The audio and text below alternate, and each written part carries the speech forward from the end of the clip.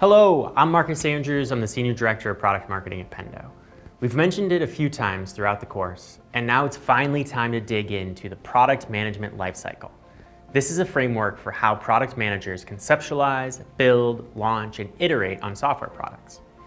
It's also a great way to learn about the product manager role and how core skills and use cases apply to the continuous process of building, improving, and driving adoption of products.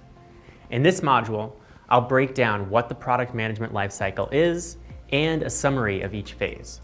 I'll also share how it can help you ensure your work as a product manager ties back to business impact. At the end of this module, you'll be able to describe what the product management lifecycle is and how it works, identify the phases of the product management lifecycle, and explain why product work should always tie to desired business outcomes.